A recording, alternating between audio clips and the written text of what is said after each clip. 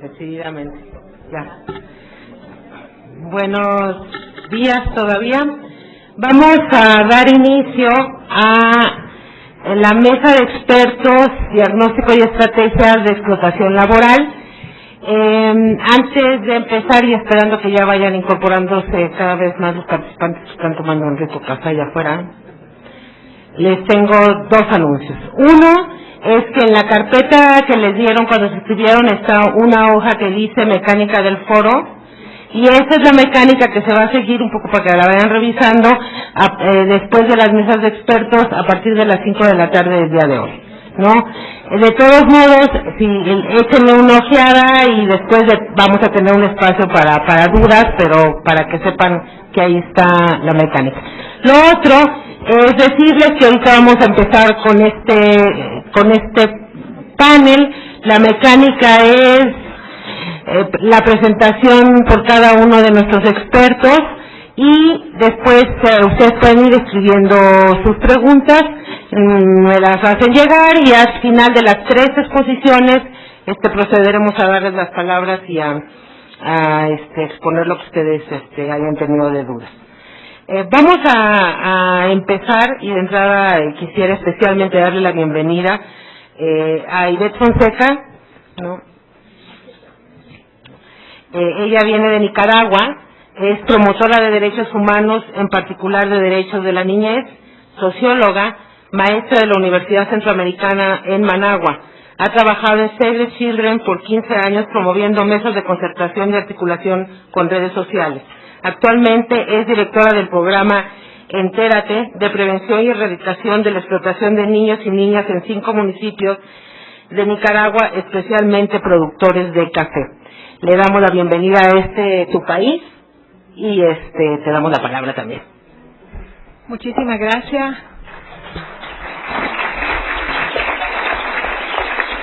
Para mí es un placer poder compartir con ustedes visiones, experiencias y también desafíos. El tema que estamos tratando definitivamente no es nada fácil. Tampoco está tecnología, ¿verdad?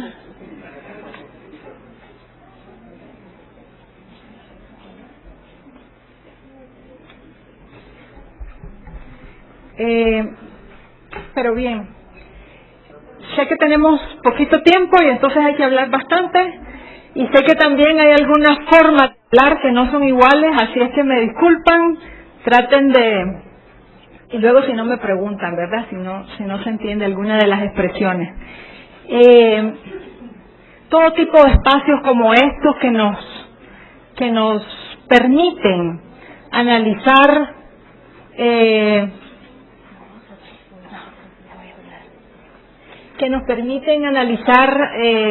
referentes conceptuales, también que nos permiten entender si esos referentes conceptuales están o no, reflejándonos la realidad o nos las están cuestionando.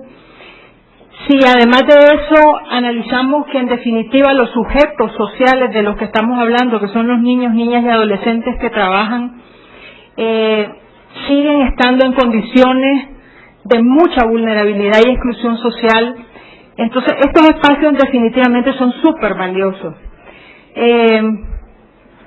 Vivimos ciertamente, como señalaba Alfonso, a mí me pidieron hacer una relación entre explotación infantil versus trabajo, un tema provocador además, ¿verdad?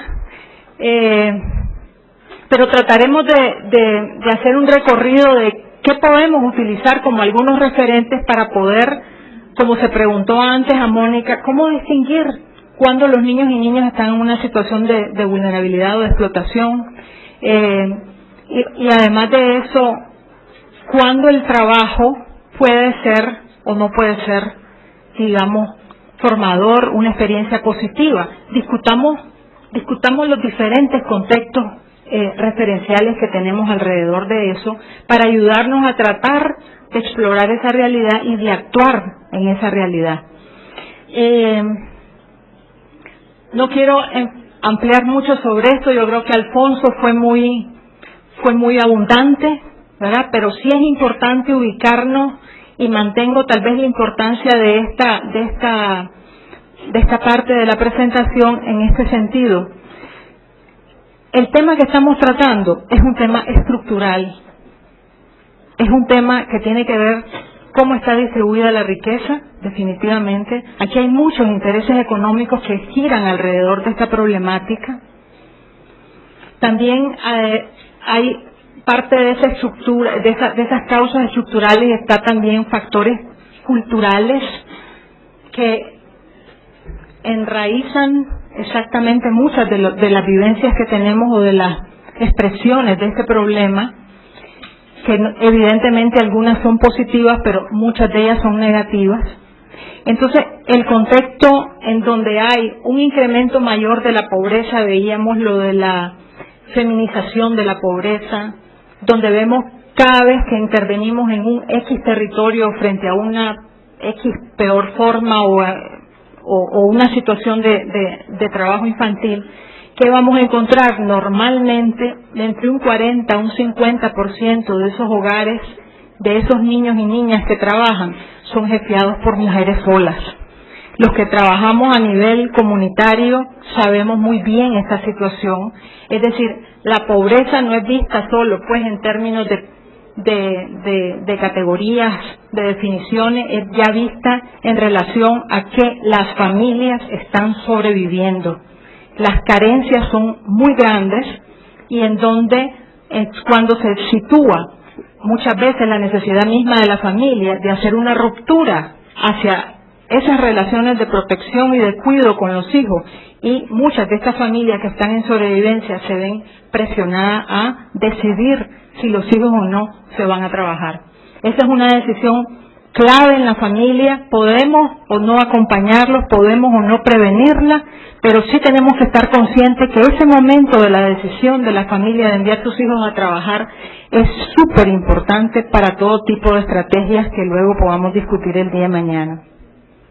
Cambio climático, ¿verdad? La falta de agua, los niños, ¿cómo lo relacionamos? Podemos hablar, yo no soy experta en cambio climático, lo único que puedo decirles es que la mayoría del problema del agua lo cargan los niños, sobre todo con el traslado a largas distancias del agua para poder abastecer a los hogares, los lugares donde hay mucha sed, donde no hay acceso a fuentes, digamos, individuales en cada casa, sino que tienen que ser fuentes lejanas del agua, la falta de protección del agua que luego revierte en su salud.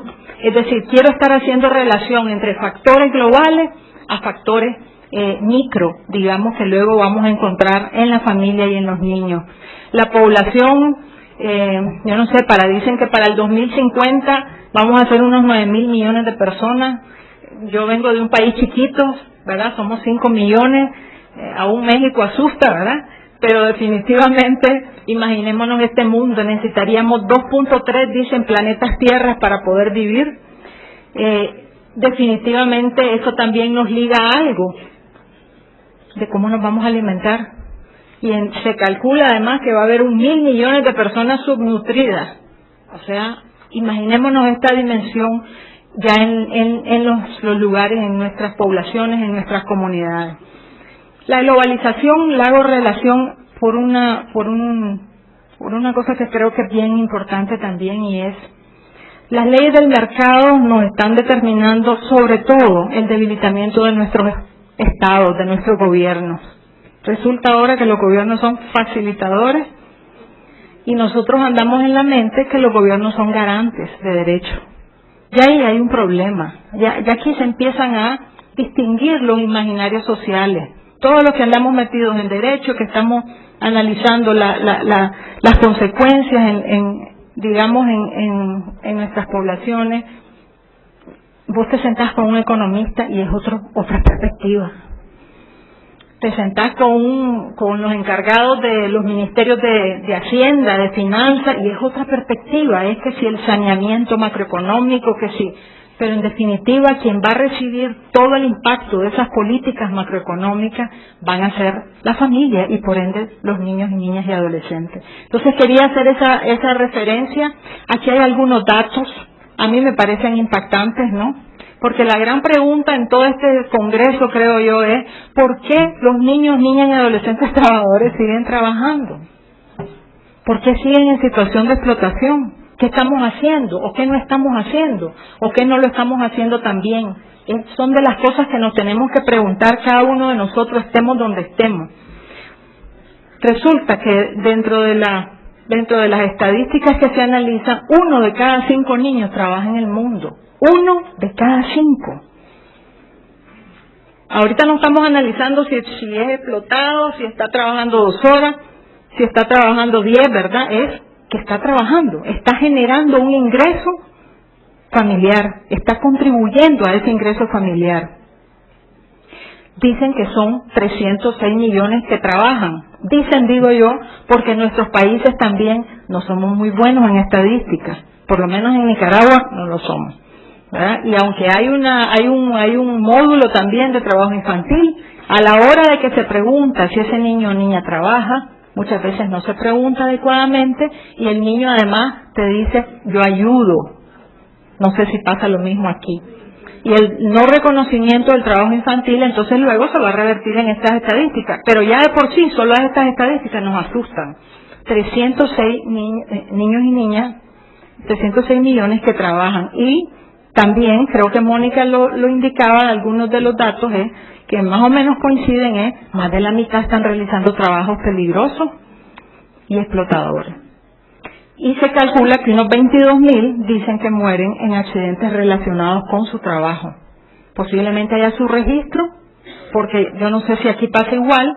Por ejemplo, en Nicaragua, cuando vos le preguntas al Ministerio de Salud cuántos intoxicados hubieron este año o cuántos niños murieron por intoxicación, no te saben decir, porque el niño o niña se supone que como es prohibido, entonces no hay su registro. Entonces ahí vamos viendo también otra de las inconsistencias. Y lo otro, aparejado con esto y que he tratado de indicarlo, hay imaginarios diferentes. Hay un imaginario rural, ¿verdad? Entre las comunidades alrededor de lo que es el trabajo de los hijos. Hay un imaginario diferente también en las comunidades indígenas que relacionan o no al niño con el trabajo y con sus derechos. Eso nosotros tenemos obligación de estar alerta alrededor de eso para, si vamos a acompañar estos procesos, que los acompañemos también entendiendo qué contextos son los que rodean a esta familia. Y lo que señalaba anteriormente, cuándo y por qué la familia decide que sus hijos y hijas trabajen. A mí me encantó mucho escuchar a Óscar hoy en relación a que una de las reflexiones que se había hecho en Colombia precisamente es saber si ese relanzamiento del trabajo infantil parte por transformar el contexto que rodea al niño. Y ya lo vamos a ver un poquito más adelante. Aquí hay otros datos, ustedes van a tener esta presentación, yo no quisiera pues perder mucho el tiempo en esto, pero sí es importante indicar que en el 2001 trabajaban 250 millones, pero ahora en el 2010 se calcula unos 306. Es un poco lo que decía él, posiblemente, no me acuerdo del dato que dio, creo que se dijo que a nivel mundial solo se había logrado reducir 6% y en América Latina solo un 1%. De esos, 120 trabajan a tiempo completo y 115 en el sector informal. Ojo con el sector informal porque es vincularlo a lo que dijimos antes, ¿verdad?, de la preocupación sobre las políticas macroeconómicas. Porque si el Estado no genera empleo, ¿qué es lo que hace la familia? ¿Cruzarse de brazos? Por supuesto que no. Vende hasta el alma, pero va a generar un ingreso, pero lo hace en la mayor precariedad posible. Y también los niños, por supuesto. Resulta que de los 306, el 7% lo tenemos en América Latina y el Caribe. No somos el peor, eso no quiere decir que nos sintamos orgullosos. Parece que Asia se reporta como que es el más grave, ¿verdad? Tienen alrededor de un 60%. Pero de lo que atañe a este porcentaje de niños que trabajan en América Latina, dos paralelos. Uno, 60% está trabajando en la agricultura, de una u otra manera. Ojo con esto. Y en la otra parte, la mayor parte está trabajando en el trabajo doméstico. ¿Y cómo se diferencian los roles? En la agricultura, los varoncitos, y luego las niñas principalmente, aunque hay varones también, y los estudios lo dicen, pero la mayoría son trabajadoras domésticas. Y muchas de ellas están pagando deudas de sus padres, y con su trabajo lo hacen, y es decir que es pago en especie, ni siquiera es pago remunerado. Me avisan cuando ya vaya con el tiempo. Gran poder. Ok, entonces ustedes, y aquí Victoria nos puede dar muchísimo más elementos alrededor de todos los instrumentos y normativas internacionales que hay. Tenemos categorías para poder guiarnos, eso lo podemos estudiar y aplicar. Trabajo peligroso, peores formas, está la Convención de los Derechos de la Niñez en su artículo 32, que nos podemos guiar por eso, el 138, el 182, aunque evidentemente con el 182 lo que están consignados es también una serie de delitos, ¿verdad? Como es el contrabando, la trata, la explotación sexual comercial, etcétera, etcétera. Yo quisiera solamente, como para poder dejar materia de discusión en tanto la definición de explotación, y quisiera agregar a las que se han dicho este elemento de el niño y los niños viviendo en un contexto de débiles o ausentes referentes de protección comunitaria, institucional o cultural. Institucional en tanto que lo que estamos viendo es no hay políticas. Hay un marco referencial divino, leyes preciosas, pero a la hora de aplicar ese marco referencial, esas instituciones están ausentes con el argumento de no hay presupuesto. Entonces, quiero yo dejarles esto, puede ser que lo profundicemos. No tenemos discusión en relación a digamos, o mayor reflexión crítica alrededor de lo de explotación. Es consenso, es una violación intolerable, es una situación en donde requiere inmediatas acciones, pero acciones integrales, para poder, digamos, retirar, desvincular al niño de esa forma de explotación. Y cuando decimos integrales, y ojo con esto a la hora de las estrategias, una de las principales reflexiones es que no podemos poner una dicotomía entre explotación versus educación, es decir, el niño tiene que estar estudiando, no, el niño tiene que estar estudiando, pero tiene que haber otro tipo de política que también vayan acompañando a la educación, porque de nada sirve solo darle un pupitre al niño, un cupo en la escuela, cuando el niño después se va a retirar por los diferentes costos ocultos de la educación, porque su familia sigue sin poder generar un ingreso sostenible, etcétera, etcétera. Entonces, ¿cómo lograr que esas medidas sean integrales? Y lo otro es, los gobiernos son garantes aún, y cuando dije antes que nosotros andamos de ese imaginario, el marco jurídico lo estipula como tal. Entonces, son garantes de derechos y son responsables de articular las políticas, no solo sociales, también económicas.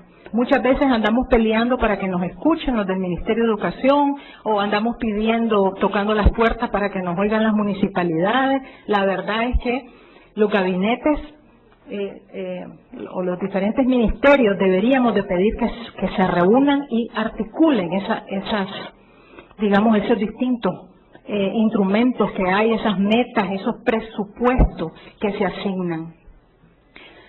Trabajo infantil. Estamos de acuerdo también de que es otra categoría que nos ayuda a definir cómo los niños y niñas, si se ven sometidos a todo digamos, perjuicio o daño y que interfiere en su escolarización, que les exija jornadas de trabajo largas y los pírricos ingresos que logran, definitivamente hay consenso de que eso nos permite identificar si ellos están en esa situación. Pero creemos, ¿verdad?, que se está dando en la parte del sector informal, decíamos antes, y ojo con cierta esquizofrenia que se nos está dando a nivel social. Mucho discurso, mucha preocupación, por los pobres y eso, pero a la hora de concretar esas políticas de gobierno de las diferentes instituciones, eso no se logra. Entonces, ¿cómo lograr, verdad, atacar esto, incidir, movilizarnos? Es posible prevenirlo del trabajo infantil, creemos nosotros, porque el trabajo infantil, digamos, vos podés identificar inmediatamente, saber cuántos son primero, a dónde están. Los niños y niñas en trabajo infantil no tienen rostro, tienen nombre, tienen una edad, tienen una caracterización de su vida, de su problemática. Entonces, ¿cómo lograr acompañarlos en la reducción de jornadas laborales, la eliminación de riesgo? Pero para esto también tiene que haber políticas de protección especial, que ahorita no están claramente enunciadas. Cuando me refiero a esto, me refiero a la protección integral, a la protección especial que requieren familias vulnerables. No todos los que vivimos en una cuadra tenemos la misma problemática, aunque seamos pobres. Unos son huérfanos, otros recién perdió el empleo el papá y la mamá, otro migró y quedó en manos de una abuela, de una anciana de 60 años. ¿Me explico? La vulnerabilidad va a cambiar, y en función de eso, las metas, las decisiones que haya en protección integral definitivamente tendría que reflejarse. Luego, los trabajos de los niños, quería referirme rápidamente. Hay trabajos que son formativos. Quisiera preguntarle a la audiencia, ¿cuántos de ustedes trabajaron? Por favor, levanten la mano los que trabajaron. Sí, cuando eran niños. Ok. Es como la mitad de los presentes. Yo quiero hacer esta reflexión porque hay trabajos que son formativos. ¿Me explico? Y cuando nosotros, y ojo con también a veces la generalización, ¿no?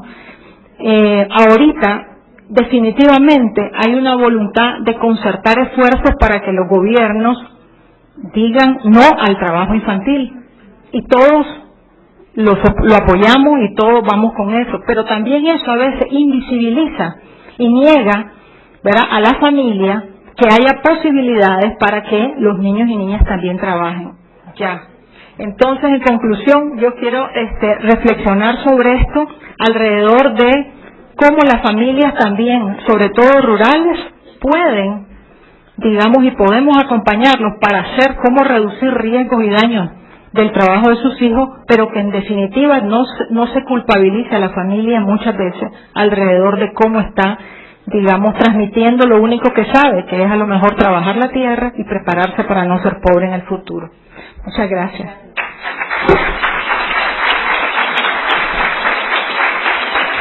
Les recuerdo a nuestros ponentes y les aviso al público que en la mesa de la tarde y mañana vamos a tener igual oportunidad de estar los expertos aquí con ustedes y ampliar sobre más cosas que se queden ahorita volando, ¿no? Le damos la palabra a Samuel Salinas. Él es profesor de educación primaria, sociólogo y educador ambiental. En la década de los 90 colaboró en el estudio más grande que se ha hecho en México sobre exposiciones a plaguicidas y neurotóxicos de jornaleros agrícolas migrantes del pueblo Huixarica, los Huicholes. Ha colaborado con instituciones gubernamentales en proyectos educativos orientados a niñas, niños y jóvenes jornaleros agrícolas migrantes y con organizaciones no gubernamentales en proyectos de comunicación de riesgo y capacitación para el ejercicio de los derechos humanos. Entre sus publicaciones destacan, en coautoría con Patricia Díaz Romo, Plaguicidas, Tabaco y Salud, el caso de los jornaleros huicholes, jornaleros mestizos y ejidatarios en Nayarit, México, y Demanda educativa de la población jornalera agrícola migrante, CEP 2006. Gracias, Samuel. Si quieres que te lo voy pasando. Muchas gracias por la oportunidad de participar en este importante congreso y creo que el debate va a ser interesante y productivo. Yo preparé el documento escrito porque en 20 minutos es muy complicado plantear todo lo que uno desea plantear y voy a dar lectura a él. Yo te digo, la siguiente son 5 diapositivas, 6 diapositivas con imágenes básicamente. A pesar de ser una realidad constatable y documentada, la explotación laboral de niñas, niños y adolescentes jornaleros agrícolas migrantes permanece invisibilizada para la sociedad, impidiendo que se desate la energía y participación necesaria para percibir, atender y resolver el problema.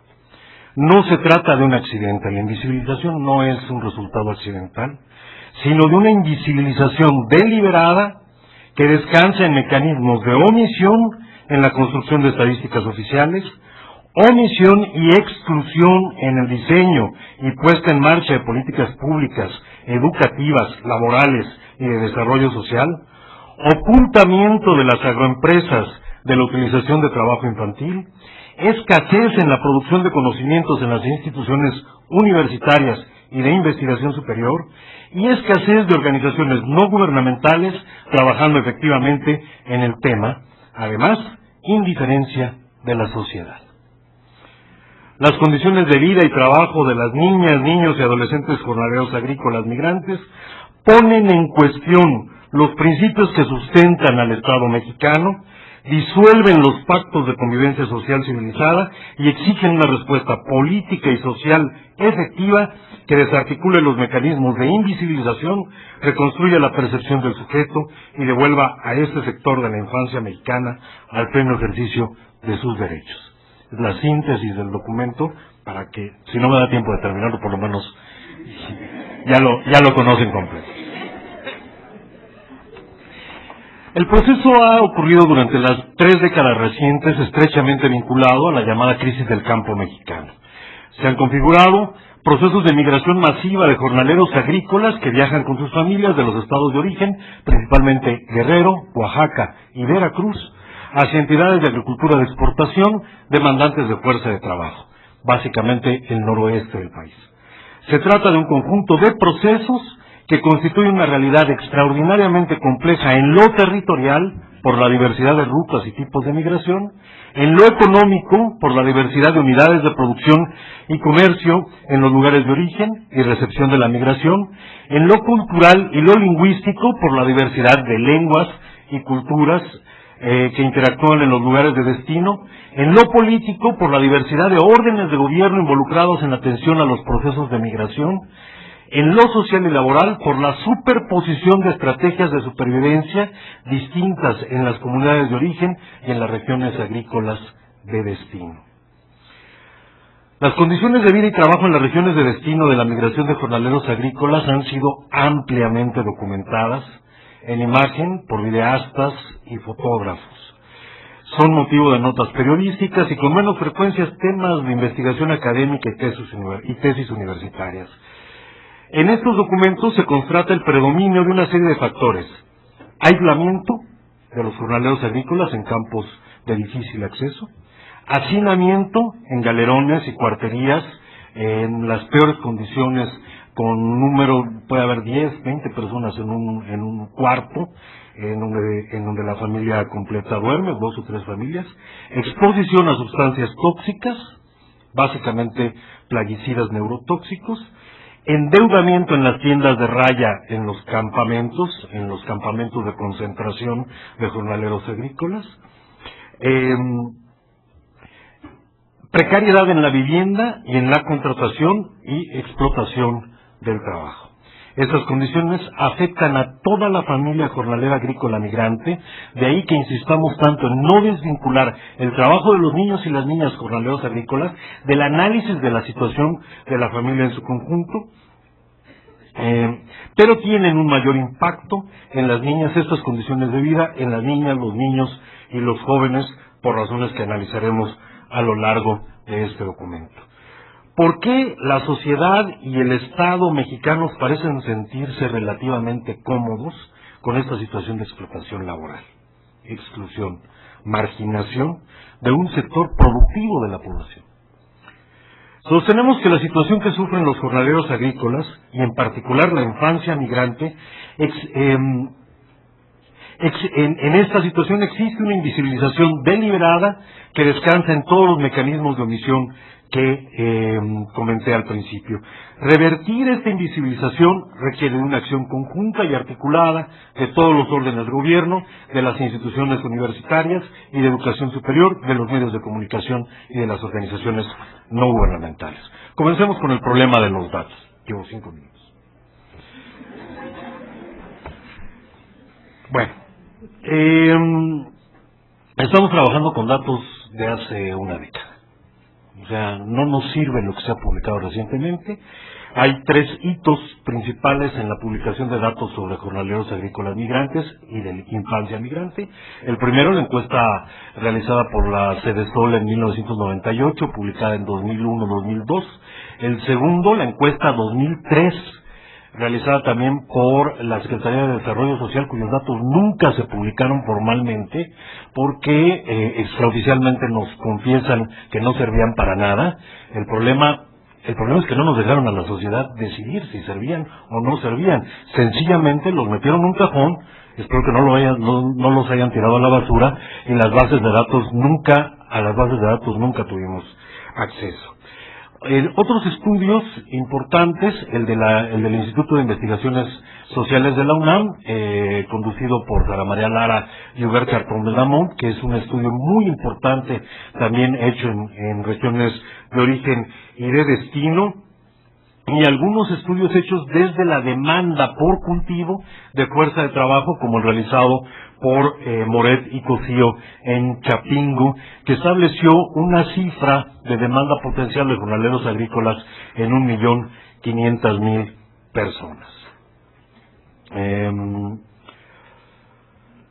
Ahora nos enfrentamos a los datos publicados en el módulo de trabajo infantil asociado a la Encuesta Nacional de Ocupación y Empleo en las 2 últimas ediciones, gracias a que en la Subsecretaría del Trabajo se ha insistido mucho y se ha presionado, y hay una subsecretaria sensible al tema, para que se realicen las ENOE. Lástima que no se realizan suficientemente bien, y lástima que los datos causan, por decirlo lo menos, maravilla. Estupor, diría yo, ¿no? Porque en solamente 2 años se redujo en 600.000 niños y niñas la población ocupada en México entre 5 y 17 años de edad. O hubo un milagro o hay un problema metodológico muy claro. Más bien habría que inclinarnos por el segundo.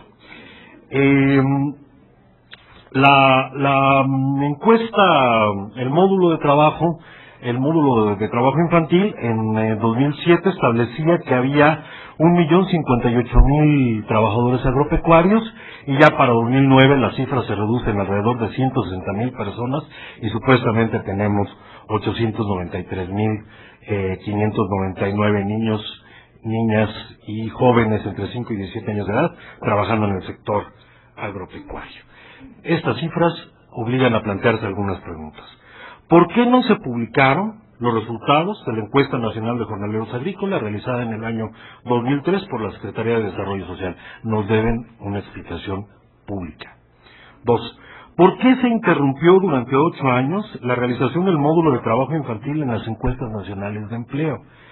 3. ¿Por qué siguen sin incorporarse? Es algo que no entiendo. Es una resistencia. Argumentan que cuesta mucho dinero la incorporación de un indicador en los grandes censos nacionales, en las grandes encuestas. Estoy de acuerdo, pero pedimos dos preguntas, ¿no? Las voy a plantear al final. Así me garantizo que hay interés para el final. Soy una tirana. ¿Por qué siguen sin incorporarse en la construcción de estadísticas nacionales indicadores que permitan documentar y caracterizar social, económica, demográfica y culturalmente los procesos de la migración interna de jornaleros agrícolas? ¿Por qué no hay esa bajada de sensibilización, ese incremento en la sensibilización de los instrumentos para medir este tipo de situaciones? El problema de los datos no es menor y tiene un impacto concreto en el diseño y puesta en marcha de políticas públicas y, por supuesto, al momento de pelear al interior de las instituciones públicas los recursos que serán asignados a los programas. Segundo elemento, proceso de invisibilización, toda la invisibilización ideológica de las afirmaciones de sentido común que hacen que la sociedad se desentienda del problema de la infancia migrante explotada. Un primer argumento es el que culpabiliza a la cultura y a los padres diciendo que es por usos y costumbres que los niños, que los campesinos acostumbran trabajar con sus hijos y llevárselos a los campos agrícolas. Las autoridades indígenas Virraritari, en Huicholas, le contestaron contundentemente a Rodolfo Coronado Montaño, líder de los tabacaleros en Nayarit, diciéndole: el trabajo, esto se publicó en La Jornada, está en el documento, el trabajo de los niños y las niñas en las parcelas familiares tiene un contenido radicalmente distinto al que tiene el trabajo infantil en los campos agroindustriales. En las parcelas, los padres controlan el proceso de producción y toman las decisiones sobre las cargas de trabajo de los hijos y la edad en que las asumen. La antropología mexicana está llena de descripciones de los momentos, de los ritos, ¿no?, culturalmente definidos. Ahí sí tiene una función. El criterio esencial es el de la socialización, y esta sí está determinada culturalmente. En los campos agroindustriales, el proceso de producción está controlado por las gerencias, en este caso por las de la industria tabacalera, y el criterio esencial es la obtención de la máxima ganancia con la mínima inversión. Es por eso que los jornales son exiguos y el pago es a destajo, que la familia entera tiene que pasar largas horas cortando y ensartando tabaco, durmiendo al aire libre, mal comiendo y exponiéndose a plaguicidas neurotóxicos. Le damos un avance de una imagen por ahí, ¿no? Otra más. Otra más. Ahí está. Me quedan 10 minutos. ¿Cuánto? 2 minutos. Madre mía. 3 te voy a dar, soy buen hombre. 3. Gracias. Al trasladar la responsabilidad de la explotación del trabajo infantil de las empresas a la culpabilización de los padres, se elude, por supuesto, la posibilidad de exigir el cumplimiento de este derecho. Un siguiente elemento es el argumento de la pobreza, es un siguiente elemento legitimador. A los jornaleros agrícolas migrantes se les endilga el mote de pobres, no la caracterización de pobres, sino básicamente una percepción generalizada de pobreza, sustituyéndoles y escamoteándoles su carácter de sujetos productivos. Nada más para dar algunos datos, en el ciclo 2008-2009 el valor de las exportaciones de frutas y hortalizas de Sinaloa a los Estados Unidos fue de 725.7 millones de dólares, casi el 13% del valor total de las exportaciones mexicanas. En este volumen de negocio, el trabajo infantil tiene una contribución muy relevante. Se estima que alrededor del 20% de la tasa de participación en el trabajo infantil. Segundo problema que tenemos, un tercer problema de invisibilización, es que las decisiones en materia de atención a la población infantil migrante tienen que subordinarse a los criterios de los propietarios privados, dado que está controlado por policía, en fin, el acceso a los campos agrícolas. Se trata de propiedad privada, de modo que las instituciones públicas tienen que pasar por la decisión que toma el propietario para poder entrar a los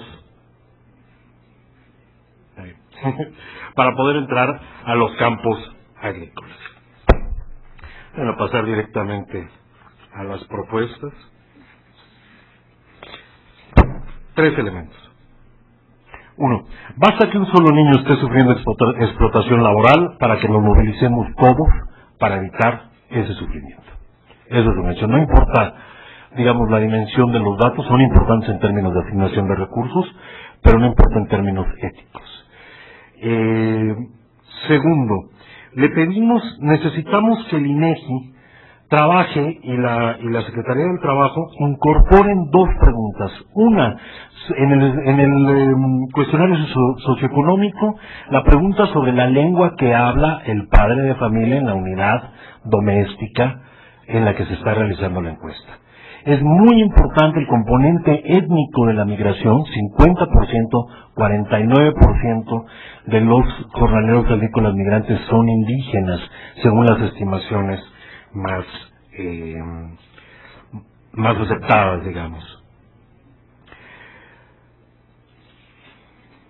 El tema de la articulación interinstitucional para combatir el trabajo infantil en la agroindustria es verdaderamente un sufrimiento, es un laberinto. Se han establecido prácticamente cotos de poder como si fuera propiedad del segmento de la política pública que tienen que ejecutar cada una de las instituciones, que hacen prácticamente imposible la coordinación interinstitucional. Se le tiene que dar atención de índole federal, en un ámbito de federalismo, sí, y de descentralización estatal, pero con un rango de prioridad de índole federal. Desde una mirada ética, ningún logro educativo de desarrollo social y de justicia laboral podrá ser celebrado mientras se mantenga en México la explotación laboral de las niñas, los niños y los jóvenes de familias jornaleras agrícolas migrantes. Ojalá y logremos cambiar nuestra mirada, como les decía a los compañeros del diplomado, para que esta niña cambie algún día también la suya. Gracias.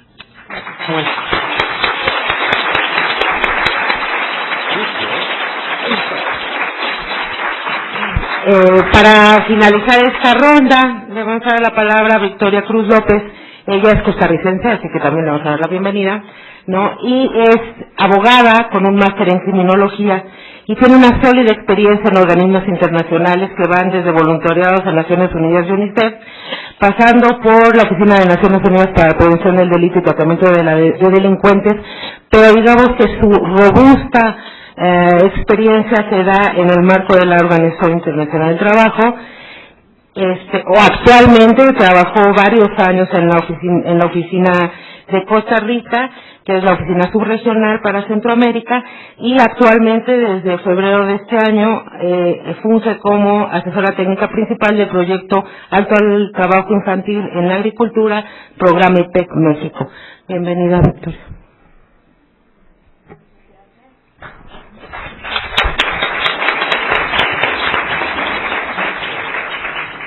Como tienen que todavía conectar el equipo, este tiempo no cuenta. Y voy a aprovechar para decirles el honor que es para nosotros, yo creo indudablemente, contar con un auditorio lleno. Eso significa interés, significa disposición por un problema que repetidamente ya se ha indicado, está invisibilizado, pero está ahí. Problemas que no lo queremos ver. No lo estamos viendo por algún motivo, por alguno de todos los motivos que han señalado, y es necesario empezar a cambiar esa agenda, empezar a cambiar esa visión. Voy a irme adelantando un poquito. El programa IPEC, el cual represento en este momento, es un programa de cooperación técnica de la Organización Internacional del Trabajo que se desarrolla actualmente en 90 países alrededor del mundo, y lo que busca es colaborar con los estados en la implementación de dos convenios que son considerados fundamentales en la OIT. De la gran cantidad de convenios que este organismo internacional ha producido, alrededor de 190, 8 únicamente son considerados fundamentales, y de esos 8, 2 se refieren específicamente al tema del trabajo infantil. Y esto es particularmente relevante en una organización como la OIT, en donde, si bien es cierto, está compuesta por 183 países, también está compuesta, y las decisiones se toman, por 183 organizaciones de empleadores y 183 organizaciones de trabajadores que también, y de manera igualitaria, toman decisiones en este organismo internacional. Así que ustedes se imaginarán que llegar a consensos en un contexto como este pues no es nada fácil, y afortunadamente el tema del trabajo infantil ha servido justamente para llegar a consensos, y por eso 2 de los 190 convenios de la OIT pues forman parte del núcleo de convenios fundamentales de esta organización.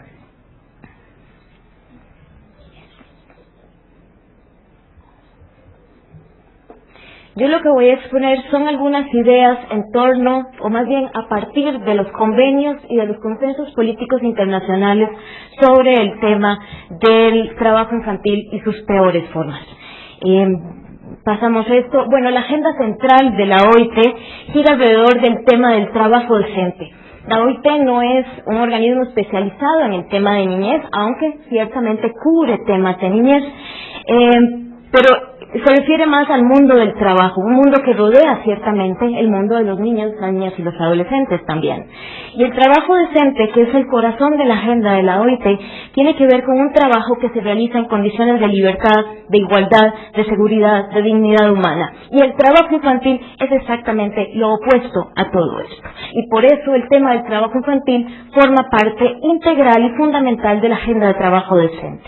Estos dos convenios, como les decía, el 138 sobre la edad mínima de admisión al empleo y el 182 sobre las peores formas de trabajo infantil, forman parte además de la declaración de la OIT sobre principios y derechos fundamentales en el trabajo. Y esto es particularmente importante, porque los 183 países que conforman la OIT suscribieron esta declaración, y esto implica que, aun y cuando algún país no haya ratificado uno de esos 8 convenios fundamentales, se ha comprometido al fiel cumplimiento de los principios de estos 8 convenios fundamentales. Y esto me parece importante y relevante decirlo para el caso particular de México, porque México es el único país de América Latina que no ha ratificado el convenio 138 de la OIT sobre la edad mínima de admisión al empleo. Sin embargo, forma parte de la OIT y es suscriptor también de la Declaración sobre Principios y Derechos Fundamentales en el Trabajo. Por supuesto, el marco jurídico del Internacional de Trabajo Infantil no se reduce a los convenios de la OIT, como ya ha sido señalado. Es muy importante la interrelación que logramos de todo el marco jurídico, y es particularmente importante la Convención sobre los Derechos del Niño, pero también el Protocolo de Palermo, los protocolos de la Convención referidos a prostitución infantil, a la participación de niños en conflictos armados, es decir, todos ellos juntos. No podemos empezar a sectorializar, ¿no? Que los convenios de la OIT, que los convenios de los demás convenios de Naciones Unidas, todos ellos conjuntamente son los que nos permiten tener las claves necesarias para conocer y entender todas esas problemáticas que se tocan en estos convenios, estos asuntos prioritarios que se han considerado a nivel global, y por eso es tan importante considerarlos todos como un marco conjunto. Pero aparte de los convenios internacionales, también hay una serie de consensos políticos internacionales que son absolutamente relevantes y a los cuales los países, y en el caso de los que tienen que ver con la OIT, las organizaciones de empleadores y de trabajadores de todos estos países también se han comprometido. Tenemos que en el 2006 se adopta el Plan de Acción Global de la OIT para la erradicación de las peores formas de trabajo infantil para el 2016. Ya se nos está haciendo tarde, pero fue asumido en el año 2006. También en ese año, pero a nivel de las Américas, se adopta la Agenda Hemisférica de Trabajo Decente, en donde incluso, dado los avances que había logrado esta región, pues somos muchísimo más ambiciosos que el resto del mundo, y decimos que la erradicación de las peores formas de trabajo infantil en este continente se daría para el año 2015. Todavía más tarde nos está tomando este tema. Y además, una meta adicional, la erradicación de todas las formas de trabajo infantil para el año 2020. Todavía tenemos ahí un poquito de chance más. Como lo mencionaban antes, recientemente una reunión global también para definir una hoja de ruta para ayudar a los países de alguna manera a establecer algunas prioridades en sus agendas que permitan alcanzar esas metas del Plan de Acción Global de la OIT. Y aún más recientemente en la Conferencia Mundial de los ODM en Nueva York también se insistió en la necesidad de que para alcanzar los ODM, que son fundamentales para todos los países, se deben de tomar medidas apropiadas para la eliminación de las peores formas de trabajo infantil. Entonces tenemos muchos acuerdos. Es decir, yo creo que la base está planteada. Sin embargo, tenemos 215 millones de niños y niñas y adolescentes que trabajan, y de ellos 115 millones están expuestos a las peores formas de trabajo infantil. Esto de acuerdo al informe de la OIT sobre trabajo infantil que fue presentado en el mes de mayo en La Haya. Como decían anteriormente, basados en los datos de este informe, estamos muy lejos de cumplir las metas que he mencionado. No me voy a detener acá. América Latina parece estar en una posición de privilegio, sin embargo nos tiene que preocupar mucho que la reducción del trabajo infantil fue muy limitada durante los 4 años de este informe. De hecho, la reducción fue muchísimo más significativa en Asia del Pacífico y sí, lamentablemente, había un incremento incluso del trabajo infantil en África. Sin embargo, esto nos tiene que poner a pensar y preocuparnos sobre el tema del trabajo infantil. ¿Qué entendemos por trabajo infantil de acuerdo con los convenios de la OIT? Quiero empezar por acá porque quiero excluir algunas cosas del análisis de mi presentación. El artículo 182, el convenio 182 y el convenio 138 juntos nos dan una serie de elementos para entender el tema del trabajo infantil. En el 182 tenemos el artículo 3 que define lo que, a partir de estos consensos internacionales, se denominan las peores formas de trabajo infantil. Los incisos A, B y C se refieren en realidad no a actividades de índole laboral, sino más bien a actividades de explotación económica asimilables a delitos, y así expresamente lo indica el convenio 182. Sin embargo, y todo esto en realidad viene, y si vemos las fechas de los convenios, particularmente el 182 y los que tienen que ver con la delincuencia organizada transnacional, pertenecen a un espacio de tiempo muy particular, donde había, y todavía la hay, una preocupación global muy importante, muy relevante alrededor de la delincuencia organizada. Y si ustedes ven estos tres primeros incisos, todos tienen que ver con situaciones de delincuencia ordinaria, pero particularmente agravadas recientemente por los contextos de globalización, por criminalidad organizada incluso de orden transnacional. Todas ellas, la esclavitud, donde entra la trata, que es un tema muy vigente en la agenda pública de muchos países de la región, la explotación sexual comercial, que indudablemente está puesta en la agenda pública, la utilización para actividades ilícitas, que de hecho va a merecer toda una mesa alrededor de este Congreso.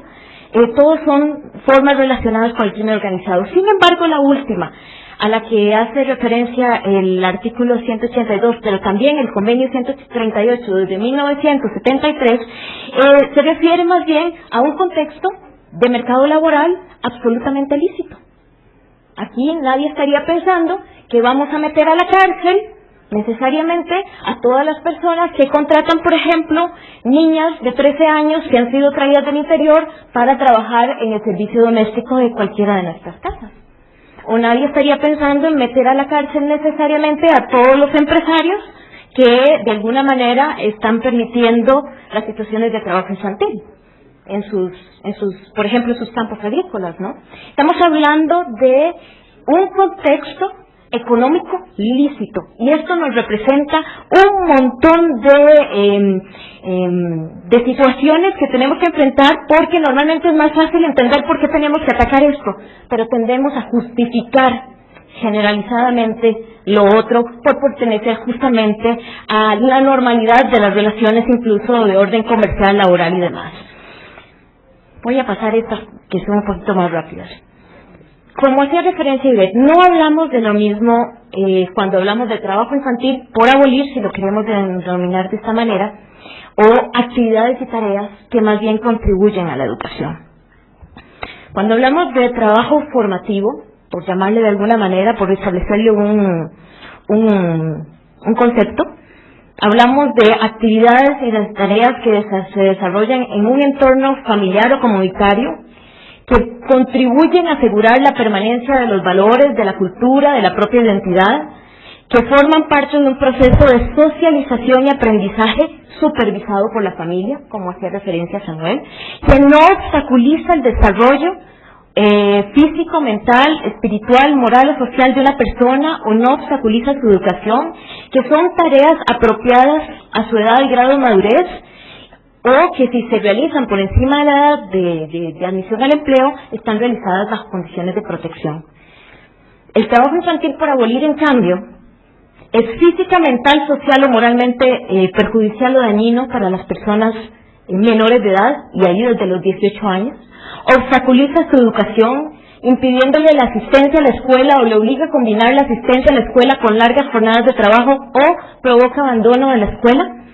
Además, le impide jugar, relacionarse con personas de su misma edad, y le expone a accidentes y lesiones. Y entonces aquí yo pregunto nuevamente a todos ustedes, ¿quiénes de ustedes trabajaron cuando eran niños? ¿Bajo este concepto o bajo este otro concepto?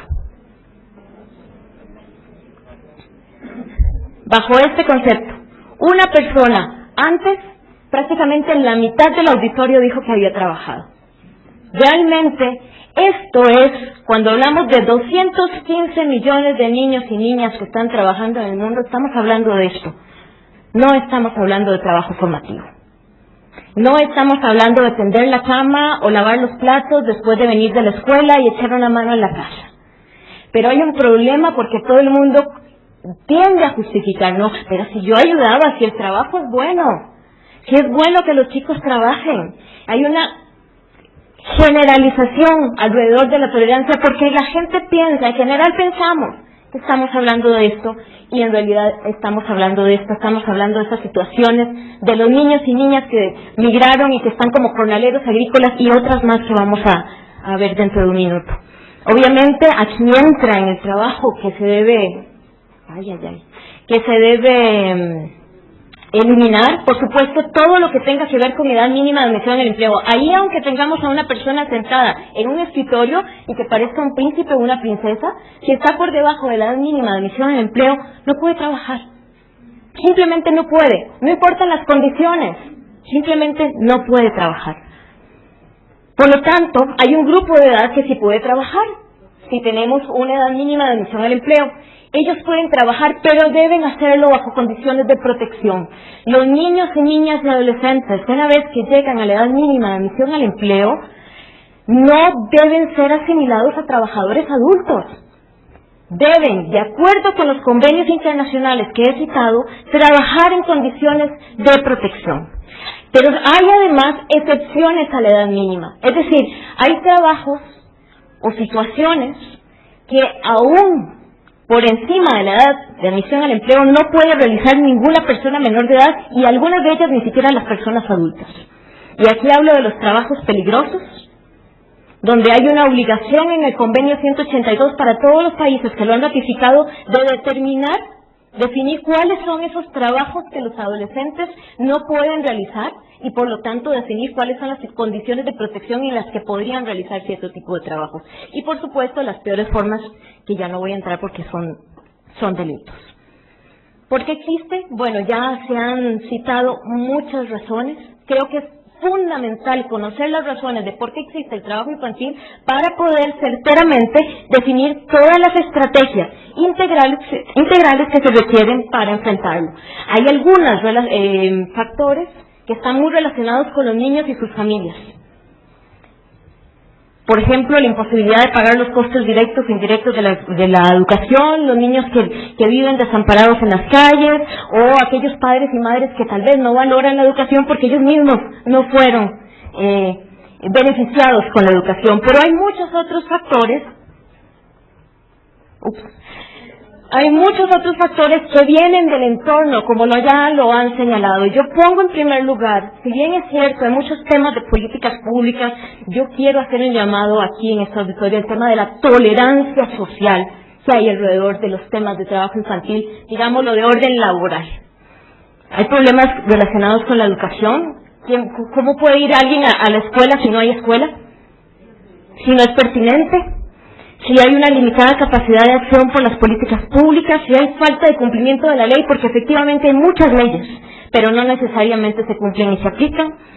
Si hay discriminación, si no hay trabajo decente, del que hablé al inicio, para papás y mamás, porque yo creo que ustedes coincidirán conmigo, que si papá y mamá tienen todas las capacidades económicas para darle una vida digna a sus hijos, difícilmente van a incluir a esos niños y niñas en la estrategia de supervivencia de esa familia. Sobre el trabajo infantil peligroso, solo para dejarles la reflexión, hay que pensar en muchas cosas. Y el convenio 182 hace un llamado y además da un montón de elementos para poder determinar cuál es el trabajo infantil peligroso.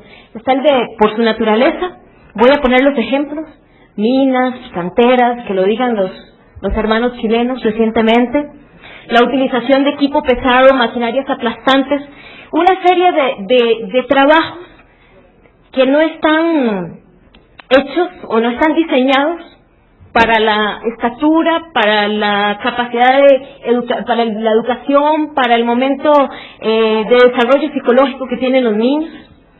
pero también hay trabajos que por sus condiciones no deben realizar los chicos.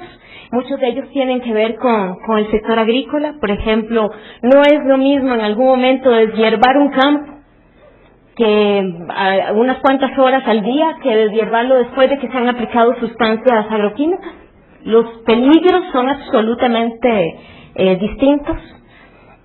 Tenemos trabajo nocturno, temas relacionados con posturas ergonómicas, tareas agropecuarias. Solo les dejo los ejemplos porque ya se acabó mi tiempo, pero tenemos que pensar no solamente en el trabajo infantil en la agricultura, tenemos que pensar en el trabajo infantil doméstico, el trabajo infantil que se da en los basureros, que generalmente además toda la estigmatización que ese tipo de trabajo produce lo hace aún más invisible, el trabajo infantil en las coheterías y el altísimo peligro que representa para cualquier persona y en particular para un niño, el trabajo en la pesca y en la extracción de moluscos que representan riesgos, todos ellos, todos los que he mencionado, incluso de muerte para una persona menor de edad.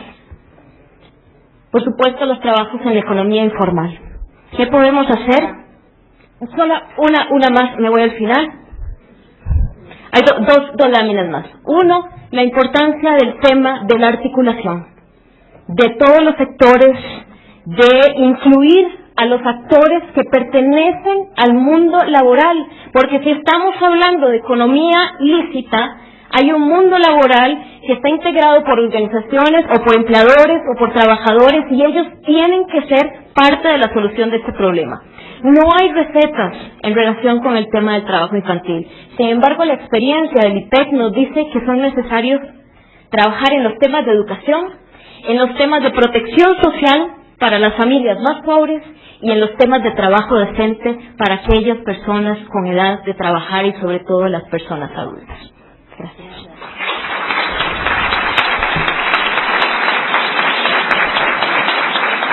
Aquí hay una serie de preguntas, algunas de ellas se habrán dado cuenta que las formularon, que ya las contestaron.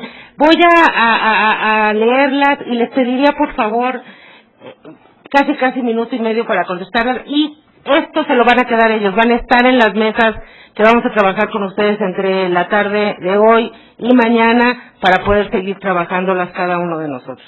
A ver, de las aquí para IDET, ¿qué papel juegan los Estados Unidos en la explotación infantil en Nicaragua? ¿Qué tendríamos que hacer para no desalentarnos y aterrizar esto en la práctica? Al impedir si impides al niño trabajar, ¿se le estarían violando sus derechos sociales? Y al impedir a un niño trabajar, ¿se le estarían violando sus derechos? Y en el supuesto de la creación de políticas públicas, ¿cómo se lograría de facto la erradicación del trabajo infantil? Yo les pediría que aborden una cosa o dos, o que les permita hacerlo muy rápido. En la parte, para Samuel, aparte de muchas felicidades por aquí, ¿por qué razón la Secretaría del Trabajo debe acatar las decisiones del propietario del campo agrícola si por ley puede y debe realizar la inspección en los centros de trabajo? Hay recomendaciones de la Comisión de Derechos Humanos sobre el tema, y hay una puntualización sobre que en los módulos de trabajo infantil 2007 y 2009 son los adultos, son los mayores de 15 años quienes contestan por la situación laboral de los niños, ¿no? Y en esta lógica también del módulo, ¿cuál sería la otra pregunta? Nada más registraron que dijiste la parte de etnicidad. Y para Victoria, se ha empezado a implementar algún programa o estrategia para informar a niños y adolescentes en las escuelas primarias y secundarias que no sean víctimas de la explotación. ¿En qué medida han influido las nuevas estructuras familiares en la explotación infantil? ¿En qué medida han influido las nuevas estructuras de familia en la explotación infantil, ya que en el DF en el mundo existen muchas familias disfuncionales? ¿Cómo rescatar estos derechos de los niños y jóvenes cuando son las autoridades principales que ignoran y destruyen los derechos? Desafortunadamente, todos se quedan propuestas, muchas de ellas no se cumplen.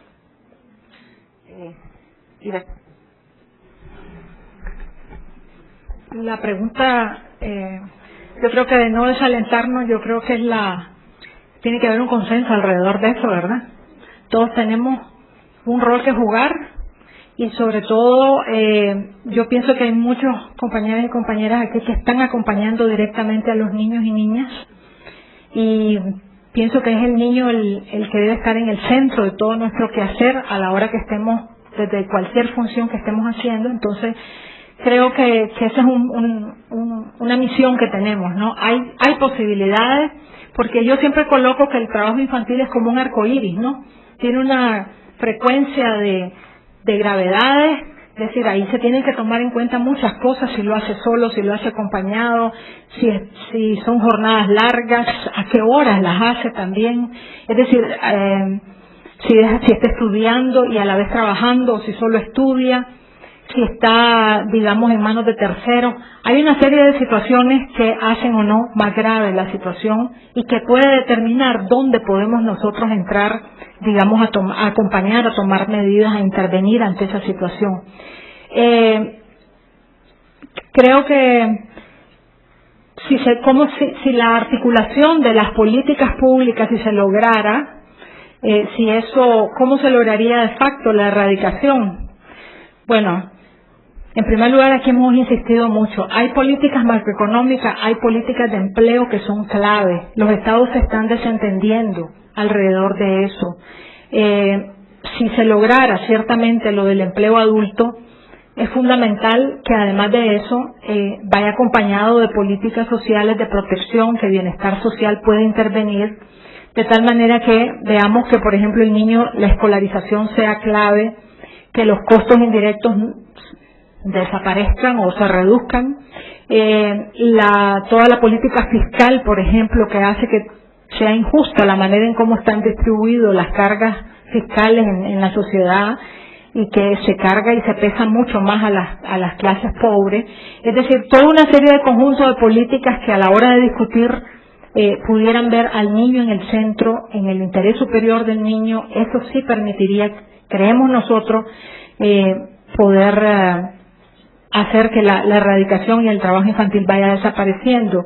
Por ejemplo, mayor inversión social en educación y salud, cuando es un llamado concreto. Nuestro gobierno están reduciendo los presupuestos.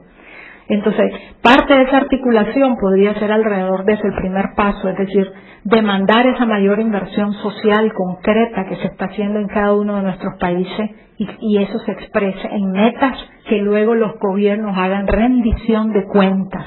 Eso es clave. Gracias, la pregunta sobre la otra pregunta posible para la ENOE, para el módulo de trabajo infantil, es sobre la estacionalidad del trabajo infantil, es decir, el asunto de la movilidad. La encuesta se hace en el cuarto cuatrimestre. Esto implica que entre octubre y diciembre es el levantamiento y es el momento en el que se inician los principales flujos masivos de migrantes. Después del 2 de noviembre, todo el mundo sale de las comunidades salen. Entonces se requiere afinar la estrategia de levantamiento de información, dado que se hace en hogares. Los hogares pueden estar vacíos en las zonas de origen y puede no considerarse hogar el campamento en las zonas de destino. Efectivamente, ha habido varias recomendaciones en materia de derechos humanos, algunas de las más importantes, la que demanda o recomienda al gobierno del estado de Baja California que intervenga en la situación de los jornaleros agrícolas del Valle de San Quintín. Existe otra importante también en Nayarit en relación con la situación de los jornaleros agrícolas en la zona tabacalera. No han tenido ninguna consecuencia práctica, real, ¿no? Se contesta la recomendación, se le da larga, se producen algunos informes y no pasa mayor cosa. La siguiente es el delito. Hace una pregunta sobre si el traslado de jornaleros agrícolas puede considerarse delito de trata de personas. En algunos casos, en algunas circunstancias, me parecería que sí se tipifica el delito. Por ejemplo, en el caso del corte de jote en el Valle del Mezquital, hay testimonio documentado de que se casa con Z a familias náhuatl morelenses, se les traslada al Valle del Mezquital, se les obliga a trabajar en el corte del ejote y se les devuelve a la zona, a las comunidades de origen en Morelos sin paga. Esto implica que en algún momento el pretexto es que hasta que se venda la cosecha de ejote se les va a pagar, pero puede no haber el pago de esto. Entonces ahí hay algo que hacer. Concluimos. Sí, muy brevemente. Yo creo que siempre es mejor prevenir que luego tener que solucionar el problema. Y si ponemos más recursos de toda naturaleza en la prevención, y esto pasa por trabajar con la sociedad en general, para que no se tolere y se desmitifiquen las situaciones de trabajo infantil, porque los niños y las niñas no solo conozcan sus derechos, sino que también participen en relación con todas estas temáticas, porque los líderes comunitarios conozcan el problema y sepan cómo intervenir a tiempo, etcétera, etcétera. Esto es finalmente lo que nos va a permitir avanzar en la lucha contra el trabajo infantil y no solo reaccionar en relación con el trabajo infantil, pero como efectivamente tenemos un problema, pues también tenemos que reaccionar y es necesario fortalecer las capacidades, por supuesto, del que es central en la atención del problema, que es el Estado, ciertamente. Pero si dejamos únicamente la atención al problema en el Estado, estamos dando la respuesta parcial al problema del trabajo infantil, porque finalmente todos somos responsables de atender la problemática del trabajo infantil. Y todo lo digo desde el punto de vista de nosotros personalmente, pero también desde nuestras diversas posiciones en la sociedad. Ahí donde estemos podemos hacer acciones en relación con esa problemática. Alguien aquí preguntaba que si las estadísticas de la OIT son ciertas. OIT no levanta las estadísticas. Se basa en toda la metodología de trabajo con los INEGIs de todos los países ahí donde se produce este tipo de información. Los estadísticos pues tienen todas sus fórmulas y ciertamente no son datos absolutamente exactos, pero son bastante fidedignos a partir de las diversas encuestas de trabajo infantil que se desarrollan en la mayoría de países del mundo, muchas de ellas con asistencia técnica de la OIT. Y finalmente, sobre el tema de las disposiciones laborales para menores de edad, de acuerdo con México, ¿qué pasa con los menores de la edad constitucional? ¿Quién y dónde se regulan sus derechos? Quizás yo no sea la persona más idónea para responderlo, tendría que ser una autoridad nacional. Sin embargo, por debajo de los 14 años, ningún niño, niña y adolescente por debajo de esa edad debe trabajar. Y sin embargo, registrados, no hablamos de los problemas que puedan haber en el registro, hay cerca de 1 millón de niños y niñas que están trabajando por debajo de esa edad y eso simplemente es inaceptable. Pues un aplauso a nuestro panel. Vamos a pasar de inmediato al siguiente panel para poder salir a la hora que teníamos pensado en el corte de la tarde, ¿les parece? Entonces, invito por favor al siguiente panel y al moderador, porque ahora yo me quedo aquí sentada, voy a participar en eso. Espero que no me trate como ya traté a los otros, ¿verdad?